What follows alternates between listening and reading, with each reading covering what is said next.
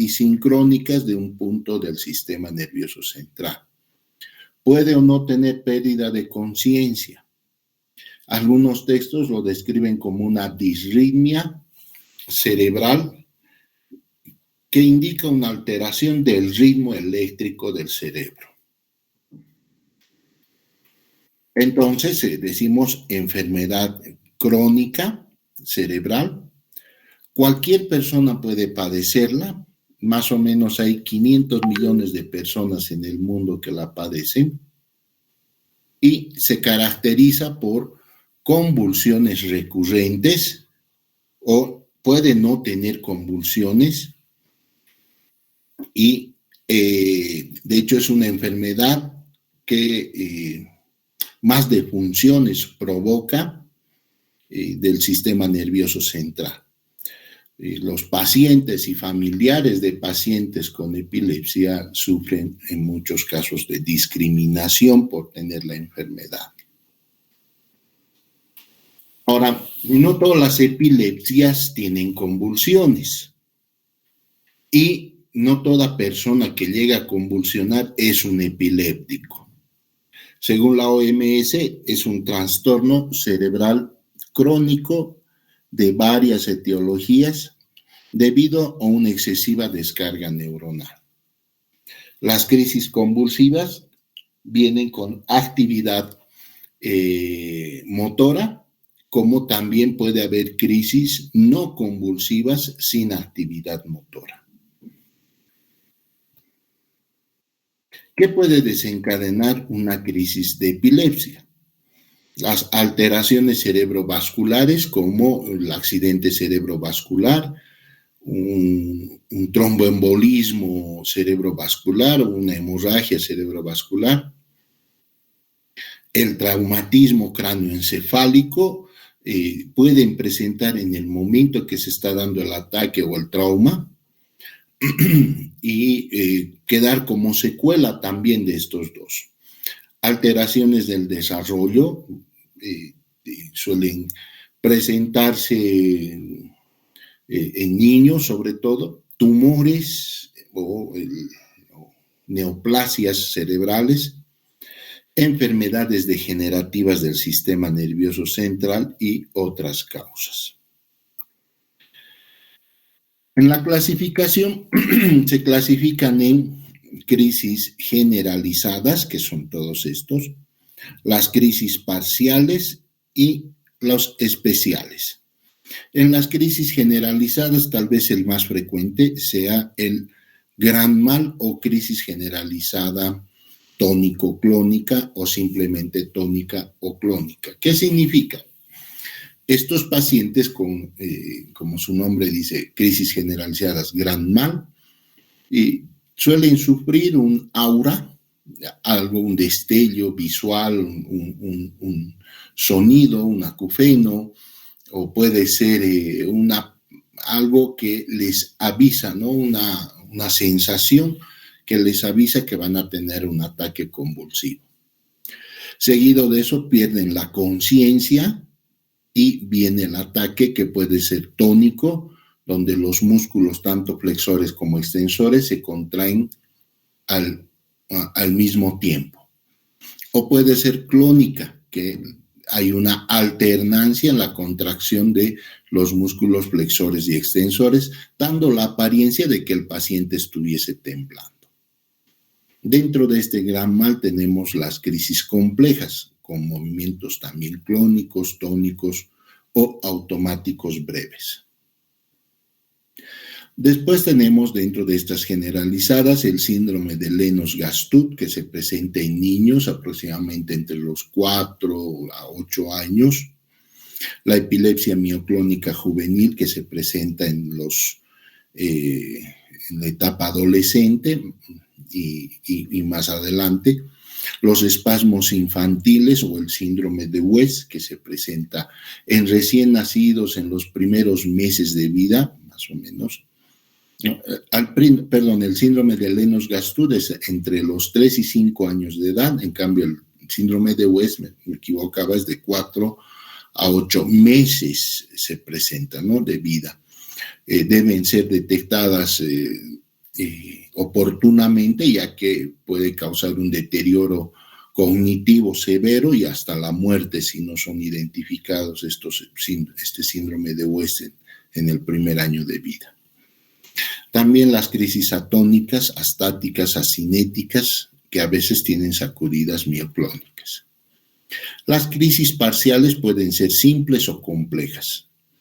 Las simples, que son sin pérdida del estado de alerta o alteración en la función psíquica, ¿no? Son crisis motoras que pueden presentarse en una parte, como en el lóbulo frontal, que puede ser clónica, tónica, tónico-clónica, las jacksonianas, epilepsias benignas de la infancia, parciales continuas.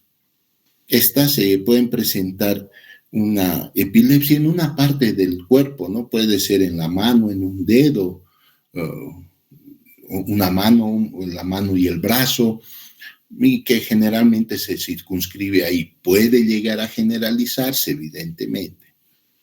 También estarán las somatosensoriales o sensoriales especiales, que son más bien crisis con percepciones o alteraciones visuales, auditivas, olfatorias, gustativas, hasta vertiginosas. Y las vegetativas y las psíquicas puras. También estarán las crisis parciales complejas, ¿no? Estas también son conocidas como crisis que tienen, que empiezan como crisis simples, pero que se generalizan. En algún caso pueden no puede producir pérdida de la conciencia.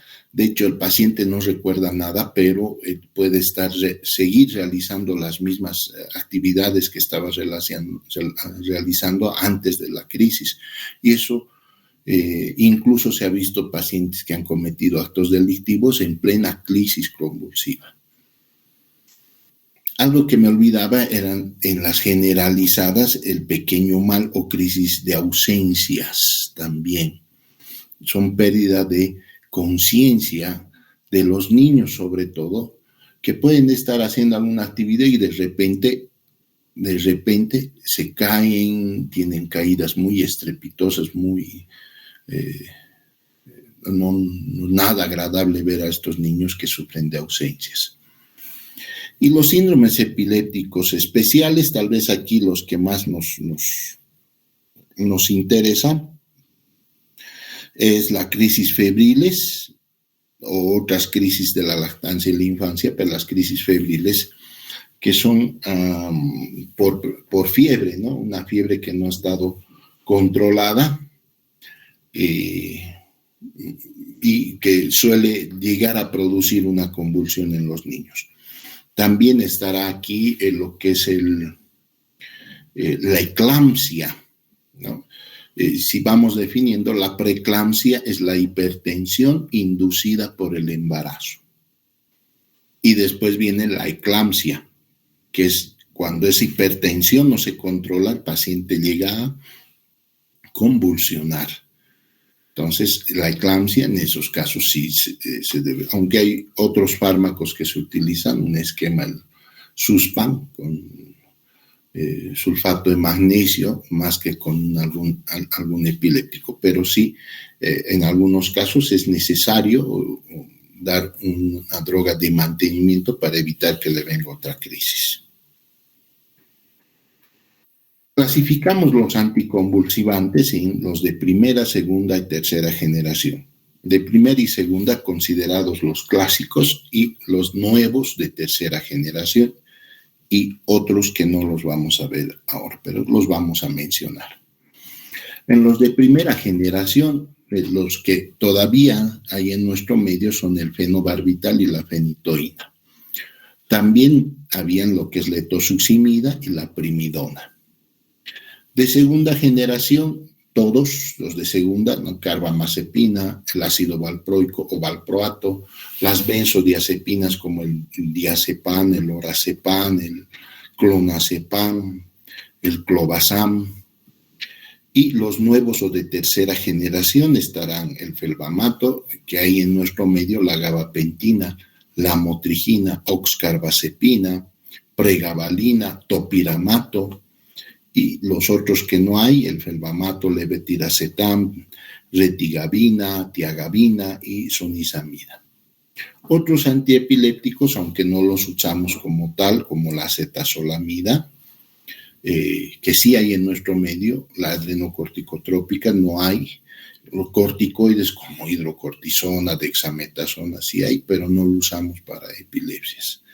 Y los otros como el estiripentol, etorobarbo, fosfenitoína, rufinamida, emasemida y vigabatrina. Aunque la vigabatrina ha pasado como un nuevo antiepiléptico en la actualidad. Los de segunda generación, ¿no? Como la carbamazepina, el valproato, han sustituido a los de primera generación porque tienen una eficacia similar, pero son mejor tolerados, tienen un mejor perfil farmacocinético. En cuanto a las benzodiazepinas, ahí tiene un problema, son buenos, buen perfil, mejor tolerados, pero causan tolerancia. Es decir, si causan tolerancia, causan adicción. Si causan tolerancia y adicción, es que se requiere de más dosis cada vez para poder producir el efecto esperado. En los de tercera generación se caracterizan por una buena tolerabilidad, ¿no? Algunos dan lugar a reacciones idiosincrásicas, pero tienen menos interacciones entre sí con otros fármacos y un mucho mejor perfil farmacológico y mucho más tolerables que los de primera generación. Algunos son eficaces incluso frente a pacientes resistentes a los de primera y segunda generación. También los podemos utilizar como coadyuvantes, es decir, se utilizan uno de primera, otro de segunda, hasta uno de tercera se puede añadir al tratamiento, ¿no? Cuando son crisis o epilepsias de difícil manejo. En cuanto al mecanismo de acción de estos antiepilépticos, el fenobarbital, que es de primera generación, la primidona también, lo que producen es unión al receptor GABAérgico, permitiendo la apertura de los canales de cloro. Entra el cloro dentro de las células y causan lo que se llama una hiperpolarización y depresión de la célula. De hecho, todos los antiepilépticos son depresores del sistema nervioso central. La fenitoína es un bloqueante de los canales de sodio a nivel de las neuronas. Entonces, al bloquear estos canales de sodio, evita la despolarización de estas células. El diazepam, que son diazepam, clonazepam, lorazepam, estos son benzodiazepinas que también actúan, aunque no en el mismo receptor que los barbitúricos como el fenobarbital, pero actúan en su receptor benzodiazepínico, donde en el receptor GABAérgico, en un dominio para benzodiazepinas, ¿no? También provocan una apertura de canales de cloro con un aumento del flujo de cloro, causando una hiperpolarización y depresión de las células nerviosas. Cabe recalcar aquí, antes de que continuemos, que el fenobarbital, como les había dicho, es un barbitúrico de acción prolongada. Puede tener el efecto similar al tiopental, que también es un barbitúrico de acción ultracorta, ¿no? El fenobarbital tiene una duración de más de 6 horas. El amobarbital, el secobarbital es de 3 a 6 horas, el pentobarbital es de 1 a 3 horas y el tiopental es hasta 10 minutos su acción, ¿no? Entonces, para que recordemos un poco lo que en la anterior clase habíamos visto. El valproato o ácido valproico o también valproato sódico, vienen esas presentaciones, bloquea canales de sodio, ¿no? Es interesante, tiene buen bloqueo de canales de sodio y también tiene disminución de lo que es El glutamato, que es otro neurotransmisor de tipo excitatorio a nivel del sistema nervioso central. La fenitoína, por esta acción bloqueante de canales de sodio, también se lo utiliza como antiarrítmico. La carbamazepina es un excelente fármaco antiepiléptico, bloquea canales de sodio y canales de calcio, es decir, dos componentes para que se produzca la excitación de la neurona, ¿no? La despolarización y liberación de más neurotransmisores. El topiramato es también no se une a receptores GABAérgicos provocando el flujo de cloro, ¿no? Se provoca mayor liberación del neurotransmisor GABA, ¿no? La gamma-aminobutírico. También bloquea canales de sodio y bloquea receptores tipo AMPA y kainato del glutamato. Es decir, es un inhibidor glutamatérgico también. Tal vez el con mejor perfil, el más inhibidor sea el topiramato. La lamotrigina, muy similar al valproato y a la fenitoína, bloquea canales de sodio. El felbamato lo propio, pero el felbamato además activa receptores que bloquean la lisina, ¿no? Los receptores NMDA, bloqueante de la glicina, que es otro neurotransmisor de tipo excitatorio. Y la gabapentina, muy similar al del topiramato, aumenta la liberación de GABA, de neurotransmisor GABA, ¿no? Gamma-aminobutírico, que conocemos y sabemos que es el neurotransmisor inhibidor por excelencia, ¿no? Es un inhibidor del sistema nervioso central. Mecanismos generales de acción de los antiepilépticos, ¿no? Hay pruebas de la deficiencia GABAérgica y exceso de glutamato en los pacientes con epilepsia. De hecho, lo que hacen la mayor parte de estos antiepilépticos es estabilizar la membrana y modificar el tono neurotransmisor. Ejerce un efecto protector independientemente de la causa específica y muchas veces desconocida que provoca la crisis. La mayoría de los antiepilépticos tiene poco efecto sobre el foco epiléptico. Lo que evitan es más la propagación del foco epiléptico que afecte a todo el sistema nervioso y cause una crisis generalizada. Pero veamos cada uno de estos, su perfil.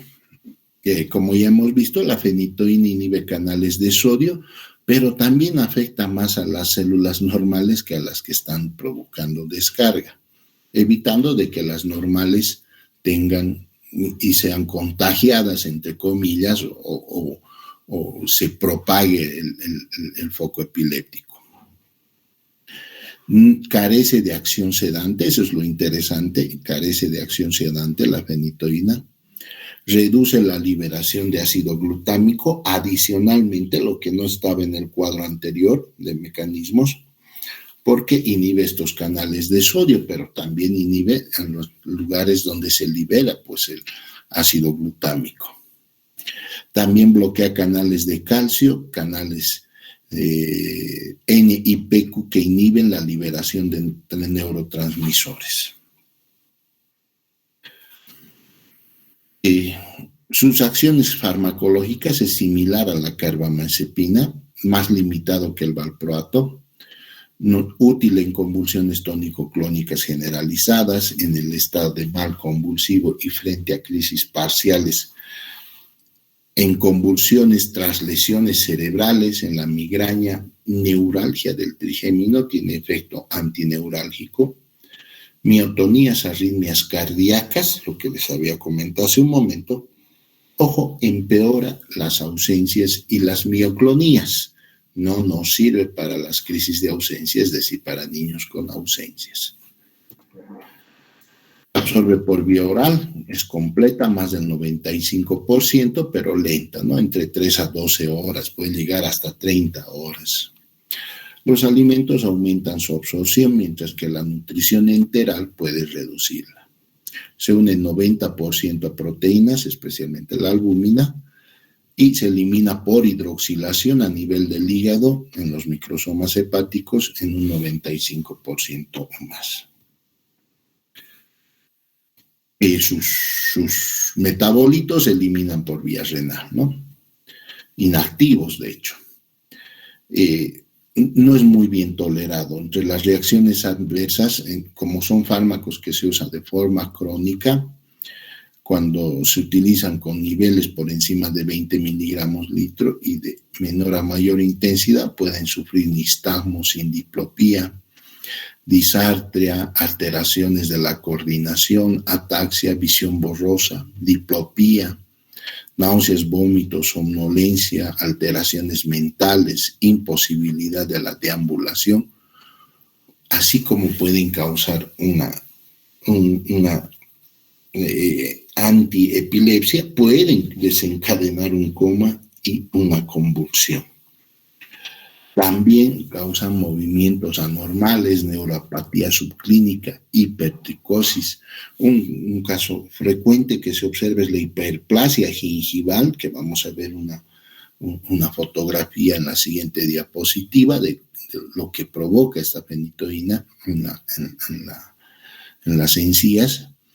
Hipocalcemia, depresión de ácido fólico, que en recién nacidos puede provocar alteraciones en mujeres embarazadas puede provocar malformaciones del tubo neural.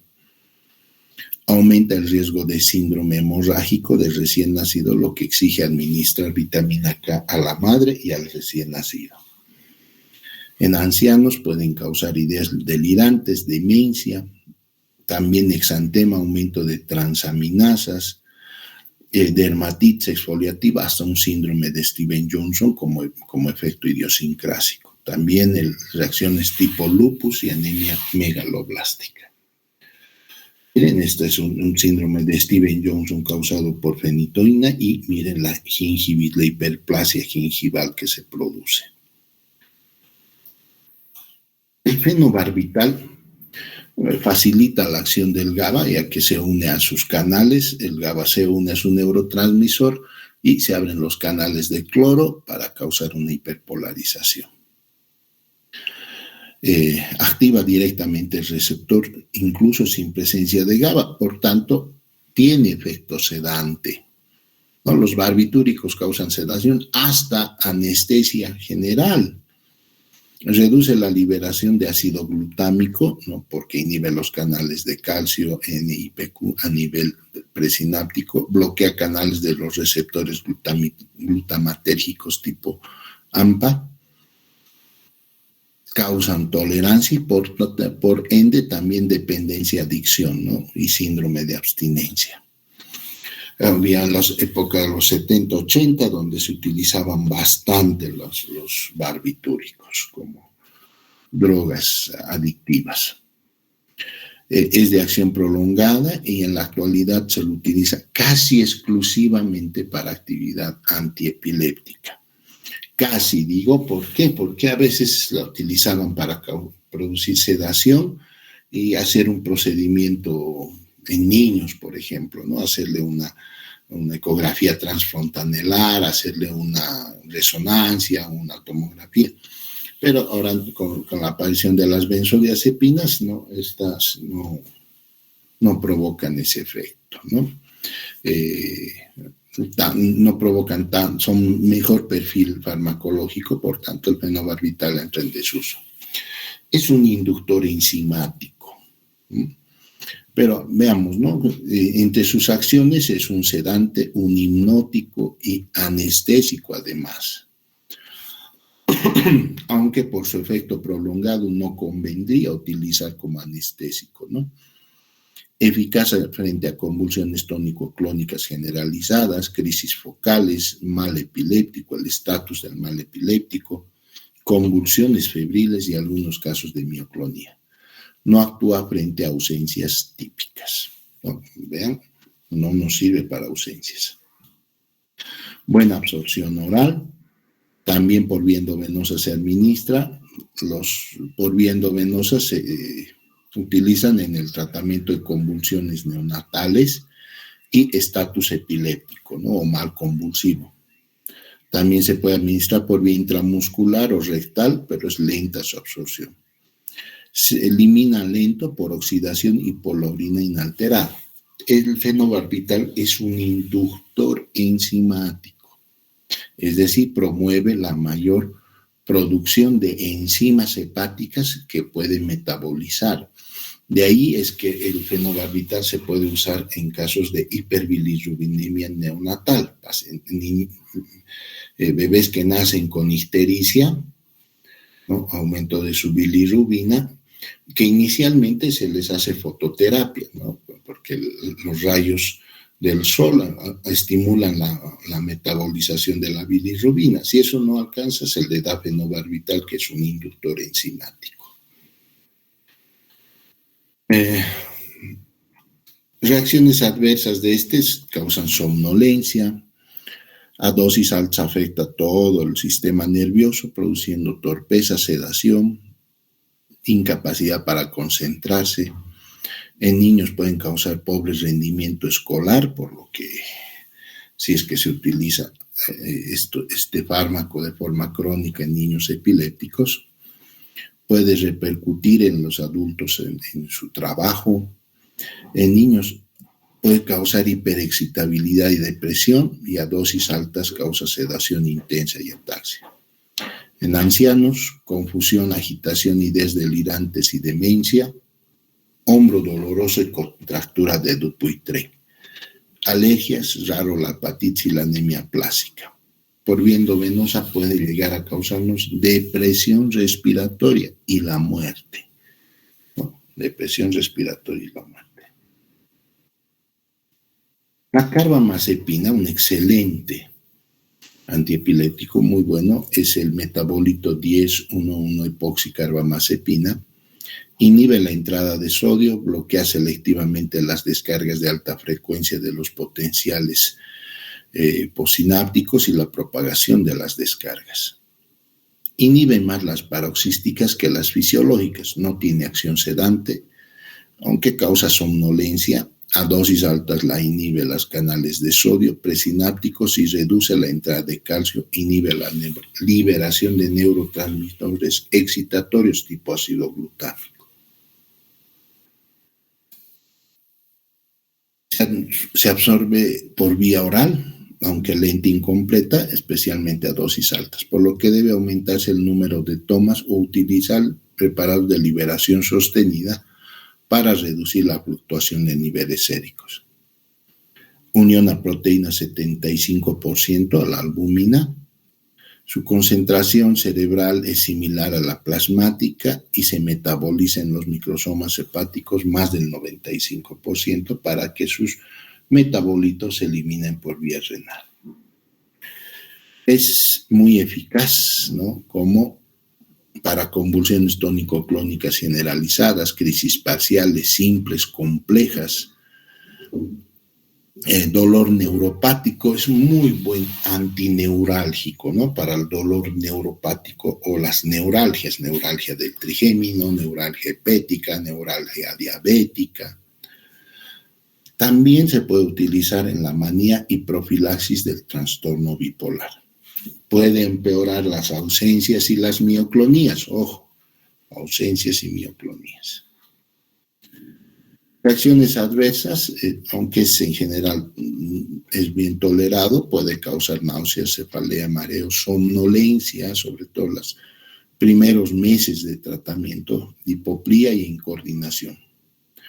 Son menos frecuentes cuando se instaura el tratamiento gradualmente. Disminuye la hormona antidiurética, puede causar hiponatremia, aumento del riesgo hemorrágico en recién nacidos, por lo que se les debe dar vitamina K. También exantemas, leucopenia y aumento de transaminasas, ¿no? La GOT y la GPT. La oxcarbamazepina, muy similar a la carbamazepina, inhibe los canales de sodio, también canales de calcio, NIP, ¿no? de nitrógeno y fósforo, y activa los canales de potasio voltaje dependientes, disminuyen la liberación del ácido glutámico. Su acción farmacológica es igual a la carbamazepina, actúa sobre crisis focales, pero empeora las ausencias y mioclonías. Buena biodisponibilidad de un 95% por vía oral, unión a proteínas 40% y se elimina por glucoronidación en un 95%. Menos reacciones adversas que la carbamazepina, cefalea, diplopía, ataxia, nistagmo como coadyuvante, somnolencia, mareo, diplopía, nistagmo, ataxia y temblores. Puede haber hipersensibilidad cruzada con carbamazepina, es decir, si el paciente es alérgico a carbamazepina, es muy probable que sea también a oxcarbazepina. El valproato o ácido valproico. Este es diferente, vamos a ver al resto. Aumenta la concentración cerebral del GABA, estimula más liberación por un aumento de su síntesis y liberación del GABA. Disminuye la degradación del GABA, aumenta la concentración GABA a nivel sinaptosómico. Reduce la liberación de ácido aspartico, ¿no? Inhibe los canales de sodio y de calcio tipo T antiausencias. Por tanto, sí nos sirven las ausencias. Se usa como sal sódica, ¿no? Valproato, ácido valproico o valproato sódico. Se usa como antiepiléptico, analgésico, también tiene buen efecto antineurálgico y antimaníaco. También utilizamos en crisis tónico-clónicas generalizadas, parciales, en las ausencias y es más eficaz en las mioclonías. También sirve para profilaxis de las convulsiones febriles. Se administra por vía oral, su absorción es rápida, completa. Hay con cubierta entérica, el comienzo de absorción se retrasa 2 horas cuando se administra en ayunas y 4 a 8 horas cuando se administra con alimentos. Su concentración en cerebro, el líquido cefalorraquídeo y la leche son más bajas que en el plasma, 10 a 15%. Mientras que en cordón umbilical es muy alta, es 100 a 300% más que en el plasma. Por tanto, este ácido valproico o valproato sódico es teratogénico. Es bastante bien tolerado, puede causar trastornos gastrointestinales como dispepsia, náuseas, vómitos, anorexia, diarrea y estreñimiento. Es conveniente instaurarlo gradualmente, ¿no? Ir aumentando las dosis, ¿no? De mitad de dosis, ir aumentando. Otras reacciones adversas más frecuentes son el aumento de peso, alopecia, temblor, agitación y sedación. También causa encefalopatía, trombopenia, hepatotoxicidad y pancreatitis. En mujeres, hiperandrogenismo, alopecia, trastornos menstruales y quistes de ovario. Es el que mayor riesgo teratogénico nos produce. También la fenitoína, alteraciones del tubo neural por deficiencia de ácido fólico. Las benzodiazepinas no las vamos a hablar mucho ahora, son muy buenos y son de elección para el estatus epiléptico o estado de mal epiléptico. El más usado es el diazepam, pero está siendo sustituido por el lorazepam, ya que el lorazepam actúa mucho más rápido que el diazepam, pero su acción es mucho más prolongada del diazepam que del lorazepam. Como antiepilépticos de uso crónico se utiliza más el clonazepam y el clobazam. Acciones farmacológicas son eficaces frente a convulsiones tónico-clónicas generalizadas, crisis parciales, frente a ausencias y mioclonías. Ya con esta, el ácido valproico y las benzodiazepinas nos sirven para ausencias y mioclonías. Aunque su efecto a largo plazo es limitado por el efecto porque producen tolerancia. Reacciones adversas, el diazepam por vía endovenosa no suele producir depresión respiratoria, al menos que lo administremos con otro depresor donde sí se puede causar esa interacción y depresión. Otros efectos secundarios son somnolencia, letargo, cansancio inicial que se evita instaurando el tratamiento con dosis bajas. En tratamiento agudo del mal estatus epiléptico o estado de mal epiléptico en crisis prolongadas, ¿no? Aquellas crisis que se están prolongando más de lo normal, epilepsia alcohólica, en el síndrome de abstinencia, en convulsiones neonatales y prevención de convulsiones febriles. También en epilepsia generalizadas idiopáticas con mioclonías, ausencias, el síndrome de West, el síndrome de Lennox-Gastaut. La gabapentina. Estos ya son los de tercera generación, ¿no? Es un análogo del GABA. Se fija en la subunidad A2G1 de los canales de calcio, nitrógeno y PQ presinápticos y reducen la liberación de ácido glutámico, noradrenalina y sustancia P. Aumenta la concentración del GABA por aumento de su síntesis y su liberación y disminuye su metabolismo del GABA. También puede disminuir la liberación de ácido glutámico en terminaciones glutamatérgicas. Nos sirve para crisis focales, dolor neuropático, también es un buen antineurálgico para la fibromialgia, para la migraña, temblor esencial, el síndrome de la pierna inquieta y el trastorno bipolar. Empeora ausencias y mioclonías. La farmacocinética por la vía oral se administra, los antiácidos reducen su absorción, se elimina en forma inalterada en la orina. Aunque es bien tolerada, causa somnolencia, mareos, fatiga. A dosis altas afecta todo el sistema nervioso central con ataxia, nistagmo, cefalea, temblor, diplopía, irritabilidad. A nivel gastrointestinal, náuseas, vómitos, dispepsia y aumento de peso. La pregabalina, un análogo estructural del GABA. Su espectro antiepiléptico y mecanismo de acción es similar a los de la gabapentina, eficaz en dolor neuropático, fibromialgia y ansiedad. También se administra por vía oral, que es rápida y completa, y se elimina en forma inalterada, muy parecido a la gabapentina. Reacciones adversas: mareo, somnolencia, ataxia, astenia, aumento de peso. Rara vez puede haber alergias, alteraciones visuales, insuficiencia renal, insuficiencia cardíaca y adicción. La lamotrigina inhibe los canales de calcio, N y PQ a nivel de lo que es región presináptica, con disminución de la liberación de ácido glutámico, más que la del GABA. Es un antagonista de los receptores tipo AMPA, glutamatérgicos, no inhibe la corriente de calcio T, pero aumenta la corriente I en el tálamo, a lo que se le ha atribuido su acción antiausencias. La lamotrigina sí es antiausentias.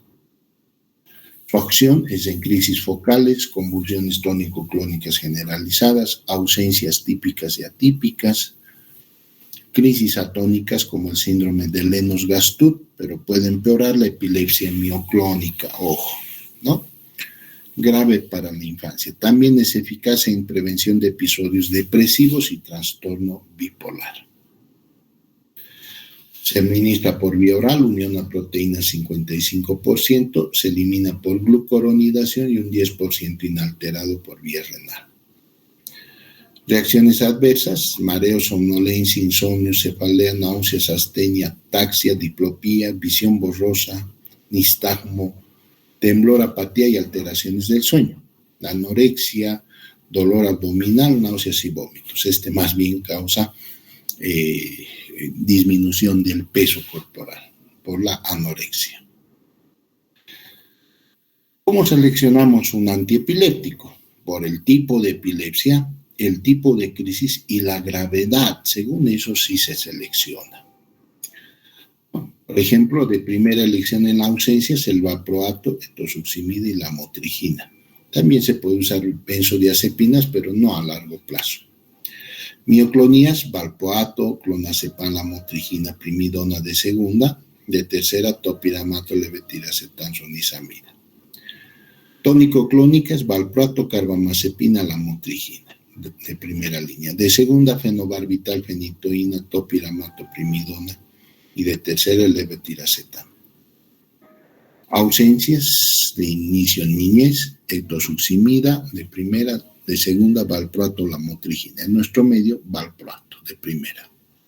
Crisis rolándicas, la carbamazepina, gabapentina de primera, de segunda, topiramato, levetiracetam, lamotrigina. Ausencias y mioclonías, sigue siendo el valproato, el de elección. Segunda línea en ausencias en la adolescencia, tosuximida, lamotrigina, y en las mioclonías, acetazolamida, lamotrigina. La acetazolamida no la hemos visto porque tiene un efecto antiepiléptico, pero más es un diurético. En espasmos infantiles o síndrome de West, la adrenocorticotrópica, clonazepam, valproato y lamotrigina, ¿no? De segunda línea es el clonazepam, valproato. El Lennox-Gastaut, valproato, lamotrigina de primera, de segunda, carbamazepina, tercera, clonazepam. Y finalmente las crisis parciales, simples, complejas, que se generalizan después, de primera, carbamazepina, gabapentina, lamotrigina, topiramato, valproato. De segunda, fenobarbital, fenitoína, primidona, tiagabina, y de tercera, el felbamato. En el embarazo, la teratogenicidad es muy controversial e importante, sobre todo la fenitoína, el fenobarbital, la carbamazepina se asocian a síndrome fetal por antiepilépticos.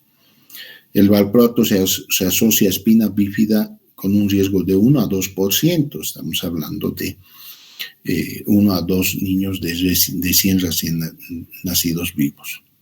Produce síndrome hemorrágico también en el recién nacido, la fenitoína. El estatus epilépticos, en 1964, se define como convulsión de suficiente duración como para permitir la perpetuación de una condición epiléptica. En 1993, el grupo de trabajo, la Fundación Americana de Epilepsia, lo define como actividad convulsiva continua de una duración mayor de 30 minutos o 2 o más convulsiones en este periodo de tiempo sin recuperación del estado de conciencia. Son crisis subintrantes, que significa entre convulsión y convulsión no recupera completamente la conciencia, a veces ni recuperan parcialmente. Y puede llegar a convulsionar tantas veces que puede llegar a fallecer el paciente.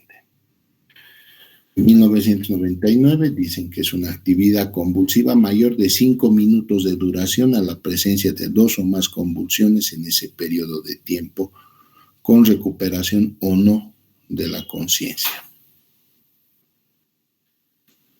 Se puede clasificar, ¿no?, en un estatus epiléptico convulsivo generalizado, no convulsivo, con ausencias, crisis parciales complejas, y el estatus epiléptico mioclónico.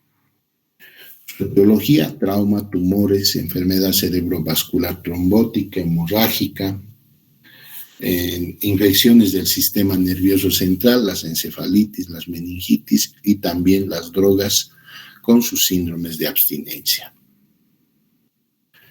Metabólicas: hipocalcemia, hipomagnesemia, hipoglicemia, hipernatremia, estado hiperosmolar, la uremia, la anorexia, anoxia cerebral, que puede precipitar cambios de niveles sanguíneos de anticonvulsivantes, su disminución, el abandono del tratamiento antiepiléptico, cambio de régimen, infecciones interrecurrentes o abstinencia al alcohol. En su fisiopatología se desarrolla de un circuito de reverberación entre corteza y el hipocampo. Este sería de tipo de todo o nada, se vuelve autosostenido a los 15 a 30 minutos de estimulación. Su tratamiento: entre más prolongado es el periodo del estatus, menos responde al tratamiento. La respuesta a benzodiazepinas disminuye con el tiempo. A mayor duración del estatus, peor pronóstico. De primera línea, benzodiazepinas, diazepam, lorazepam. El valproato, fenobarbital y fenitoína. De segunda, midazolam, ¿no?, una benzodiazepina, propofol, tiopental o pentobarbital, que son anestésicos generales, topiramato, incluso la ketamina, aunque la ketamina como último recurso, ¿no? O otros agentes como el isoflorano, el desflorano. ¿Alguna pregunta?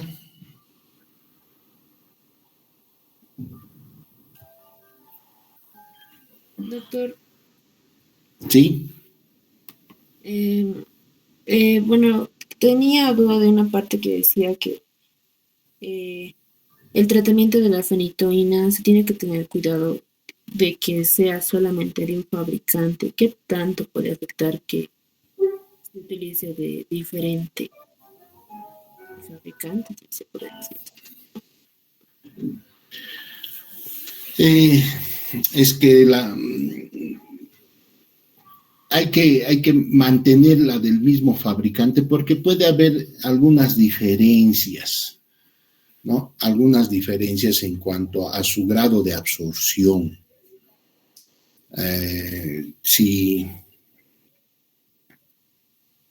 si, si ustedes recuerdan, hace un momento la fenitoína tiene una absorción casi completa, ¿no? 95% de absorción, pero el problema es que esta fenitoína, dependiendo la línea farmacéutica, puede que su absorción sea menor en algunos casos, y eso sí te afecta, ¿no? Menos absorbido, menos concentración y te puede venir un ataque. Por eso dicen que si te has en compra de una línea, mantener de esa línea. Ahora, si en la otra línea has logrado controlar, se ha ajustado y no ha producido ninguna alteración, mantenerla porque puede que sea más barata, ¿no? El problema de estos fármacos jóvenes es que como son de uso crónico, casi de por vida su uso, entonces es pues un presupuesto mensual.